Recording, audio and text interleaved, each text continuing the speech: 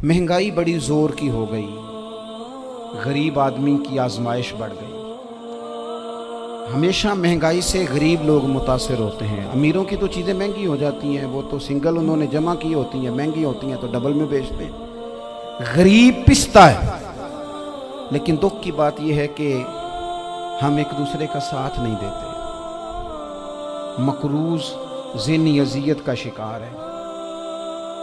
3 दिन है ना ईद के, तो एक जोड़े से भी गुजारे जा सकते हैं, एक से भी। अक्सर लोग तो वैसे ही ईद की नमाज पढ़ के सो जाते हैं, और जो बेदार भी हैं वो भी कपड़े बदल करके जानवर के ज़िबा में मशगूल हैं। हमने इस ईद पे कोशिश करनी है कि हमारी गली में, हमारे मोहल्ले में, हमारे दाएं बाएं थोड़ा सफ़र करें, बच्चों को देखें, सरकारी स्कूल से निकलते बच्चों को देखें, मसाजिद मदारस से निकलते बच्चों को देखें। हम ना एक एक दो दो का साथ दें। ये जितनी सियासी जमातें काम कर रही हैं, जिनकी हुकूमत थी, जिनकी है, पता नहीं कल किसकी आएगी, मैं तो ज़ाती तौर पर इनसे पूरा मायूस हूँ।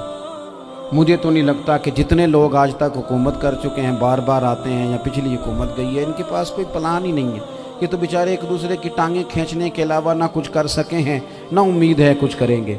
लेकिन गरीब की तकलीफ़ बढ़ गई है। मेरे पास 20 लोग आते हैं, आते तो वो दुआ का कहने हैं, आते तो सिर्फ ये बताने हैं कि इस मुश्किल में हूँ, दुआ करना। लेकिन दोस्तों, लोगों की बातें सुन के बड़ी तकलीफ़ होती है। हम क्या किसी की मदद कर सकते हैं? हमारे लिए तो मदारस चलाने मुश्किल हैं, लेकिन लोग अज़ियत का शिकार हैं। ज़हनी कर्ब के नीचे लोग आ गए, इतनी बड़ी अज़ियतें खड़ी कर दी गई हैं। थोड़ा थोड़ा देखो, 2 का खाना 3 भी तो खा ही सकते हैं ना, 3 का खाना 4 भी तो खा ही सकते हैं ना। मेरे महबूब ने हमें ये नहीं कहा था ज़्यादा गोश्त पकाना, बल्कि रसूल पाक ने तो रंग ही बड़ा सादा दिया है। करीम ने फरमाया, आयशा शोरबा ज़रा ज़्यादा कर लो, पड़ोसियों को भी सालन दे देंगे, थोड़ा शोरबा ज़्यादा कर लो, इसी को बढ़ा लो, थोड़ा शोरबा बढ़ा लें, थोड़ा थोड़ा एक दूसरे की मदद करें, दस्ते शफ़क़त रखें।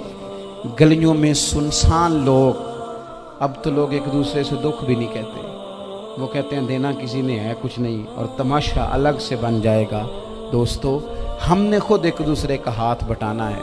जो लोग साहिब सरबत हैं, देखो एक ही बाप की औलाद होती है, एक को अल्लाह बड़ा नवाज देता है, 2-3 कमज़ोर रह जाते हैं। उसको चाहिए वो दूसरों पे दस्ते शफ़क़त रखे। एक गली में सारे लोग एक ही कबीले के, एक ही इलाके के, एक आगे निकल गया है, उसे चाहिए वो दूसरों का ख्याल करे। अजीज़ भाइयों, हमने इस कमर तोड़ महंगाई के दौर में, मैंने जुमे में अमीर लोगों से कहा था कि कुर्बानियाँ करनी तो है ही, तो तुम तो सारा साल गोश्त खाते हो। क्या आपको बताऊं कि हम उस वतन में रहते हैं जहाँ फ्रिज और फ्रीज़र बड़ी इससे पहले ज़्यादा बिकते हैं। फ्रिज नहीं ले आओ, बड़ी ले आओ, चूँकि गोश्त सेव करना है, सारा साल भी तो मिलता है ना अमीरों। मैंने तो कहा था उस गांव में ले जाओ जहाँ कुर्बानी कोई नहीं कर रहा, ज़िबा ही वहाँ जाके कर लो, थोड़ी सी गुंजाइश बनाएं अपने दिलों में। नबी पाक सल्लल्लाहु अलैहि वसल्लम ने फरमाया, रात की एक घड़ी भर दीन सीख लेना सारी रात नफल पढ़ने से बेहतर है। अब हमें समझना चाहिए कि किताब पढ़ के भी बंदा रब रसूल तक पहुंच सकता है। किताब व सुन्नत रास्ता आसान करते हैं, लेकिन हमारे यहाँ क्या मिजाज दिया गया है, बाबा जी के पास चलो, ज़रूर जाएं, बाबा जी अगर नेक हैं तो मना कोई नहीं कर रहा। लेकिन जो सोच हमें हुजूर ने दी है, हमने उसी की सोच के मुताबिक अपने मामलात को तरतीब देना है ना। अब एक बात मैंने आपसे पूछी और आपने कहा कौम सारी बाबा जी की तरफ जाएगी। हदीस पाक किस तरह है? अल्लाह के महबूब मस्जिद शरीफ में तशरीफ़ लाए, दोनों जानिब लोगों के हलके बने हुए हैं, लोग बैठे हुए, एक हलके में लोग अल्लाह की याद कर रहे हैं, जिक्र हो रहा है, एक हलके में बैठ के एक आलिम किताब व सुन्नत का दर्स दे रहे हैं, एक सियाबी और बाकी सुन रहे हैं। ख़ास तवज्जो करें नौजवान मेरी बात पर। रसूल करीम सल्लल्लाहु अलैहि वसल्लम दोनों के बीच खड़े हो गए और करीम ने फरमाया, दोनों महफिलें खैर की हैं, दोनों ही हलके खैर के हैं। और फिर हुजूर फरमाने लगे, मुझे चूँकि रब ने उस्ताद बना के भेजा है, मैं चूँकि मुअल्लिम बन के आया हूँ, यतलु अलैकुम आयातिना व युज़क्कीकुम, मैं चूँकि किताब व सुन्नत की तालीम के लिए आया हूँ। ये लफ्ज़ कहते कहते हुजूर उस जमात में बैठ गए जो दीन पढ़ और पढ़ा रही थी। हुजूर वहाँ बैठे जहाँ बात दीन की हो रही। جہاں لوگوں کو اللہ رسول کی بات بتائی جا رہی، تو جمعے میں وقت پہ آئیں، اپنی دینی معلومات مضبوط کریں اور اپنے لیے مضبوط کریں۔ میں آپ کو بڑے درد سے یہ بات عرض کرتا ہوں، اگر دن میں 100 لوگ مسئلہ پوچھتے ہیں نا شریعت کا، تو ان میں 95 لوگ وہ ہوتے ہیں جو طلاق کا مسئلہ پوچھتے ہیں۔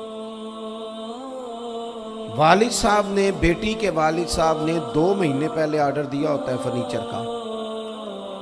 بیٹے کی شادی ہو تو مہینہ پہلے شیروانی والے کو بھی کہنا پڑتا ہے، گاڑیاں بک کرانی پڑتی ہیں، میرج ہال بک، یہ سارے لوازمات ہم کرتے ہیں، سارا کچھ کیا۔ گاڑی سے گھر بسنا ہے، میرج ہال سے بسنا ہے، فرنیچر سے بسنا ہے، ہم نے سارا کچھ ان کو بتایا۔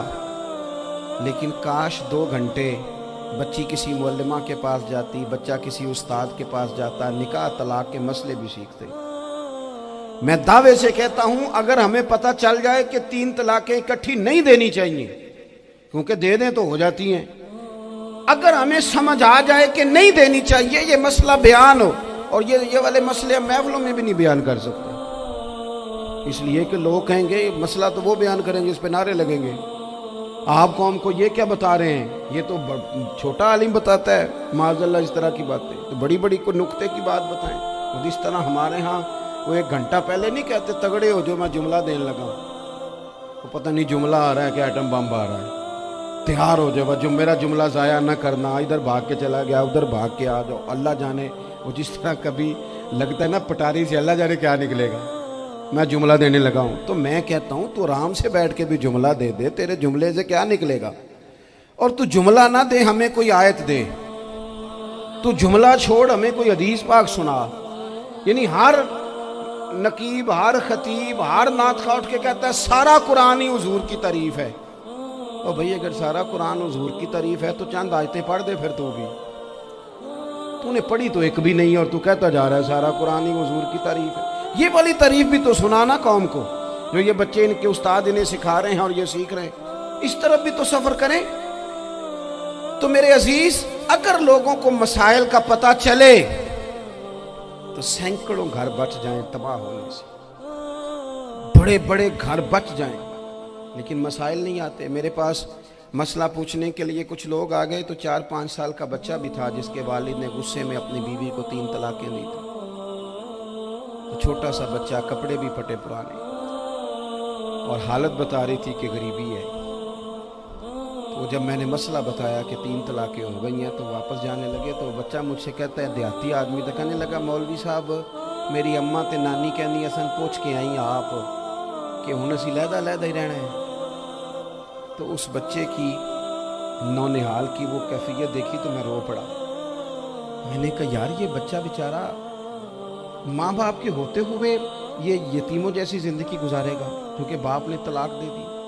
کس طرح مسائل نہیں بتائے لوگوں کو، تعلیم سے آگاہی نہیں کیا، اور اس میں بہت بڑا ظلم ہے ان لوگوں کا بھی جو جنازے پہ کھڑے ہو کے تو کہہ دیتے ہیں، میری طرح کے لوگ اچھے علماء کی بات نہیں کرتا، وہ کہہ دیتے ہیں دیکھو جن لوگوں کو جنازہ نہیں آتا، بھئی آپ نے کس دن عشاء کے بعد کلاس لگائی تھی جنازہ سکھانے کی؟ یہ تو آپ نے کہہ دیا لوگوں کو قرآن جی ٹھیک نہیں آتا، تو یہاں تو بیچاری بیبیاں جن کو صحیح پڑھنا نہیں آتا وہ مشن بنا لیتی ہیں کہ میں نے اتنے 100 کو قرآن پاک پڑھانا ہے، بیوہ ہو گئی ہوں، طلاق یافتہ ہو گئی ہوں، ساری زندگی قرآن پڑھاؤں گی۔ ہم کیوں یہ مشن نہیں بناتے، کیوں اس طرف سفر نہیں کرتے؟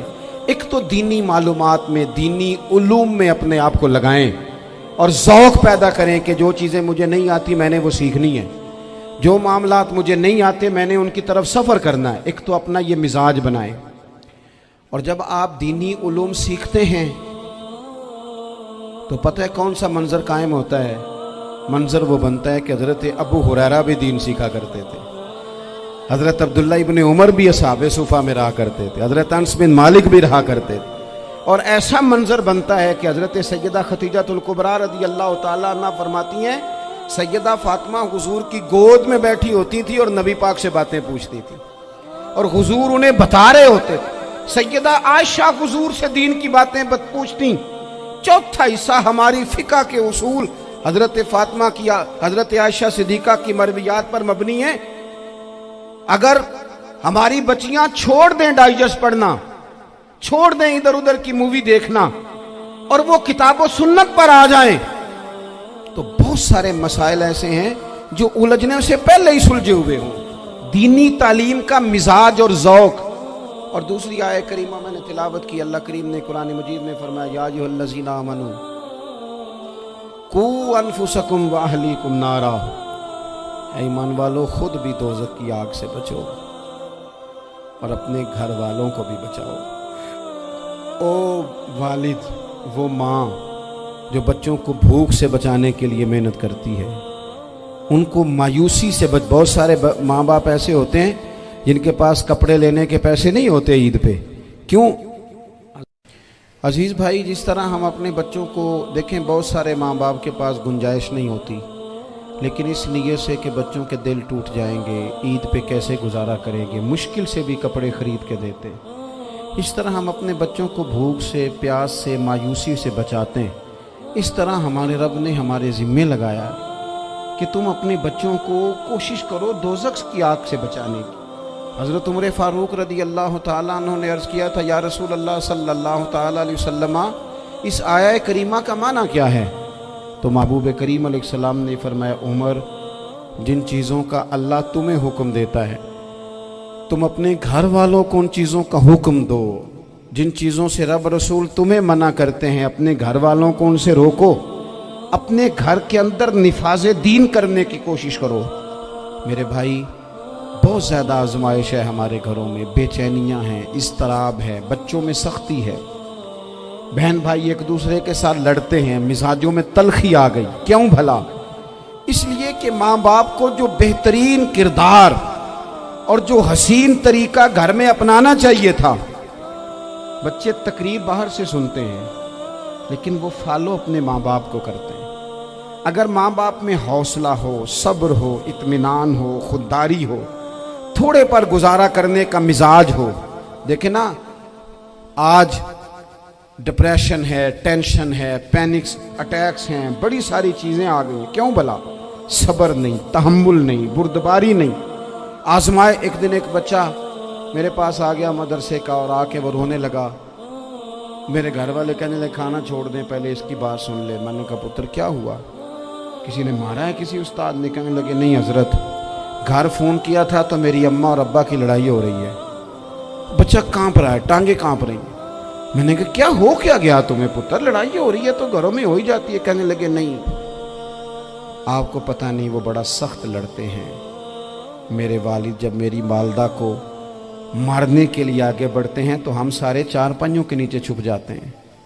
ہمیں خوف آتا ہے، وہ منظر خطرناک ہوتا ہے. یہ کون تکلیف دے رہا ہے اپنے بچوں کو؟ یہاں بیٹھے ہمارے ہاں میلوں دور رہتے تھے اس کے گھر والے، تو وہ تکلیف میں تھا، تو گھر میں کیا کیفیت ہوگی؟ اگر حوصلہ ہو، صبر ہو، قناعت ہو، اللہ کے دیے ہوئے تھوڑے رزق پر ہمیں راضی رہنا آتا ہو، ہمارے گھروں میں سکون آئے، اطمینان آئے. ہم جو زندگی بڑی خوشی خوشی گزار سکتے ہیں، ہمارے مزاجوں کا لالچ، ہماری طبیعتوں کی بے راہ روی، ہماری جھوٹی انا کا بت ان ساری چیزوں کو ختم کر دیتا ہے. اپنی زندگی کے اندر اگر ہم وہ کردار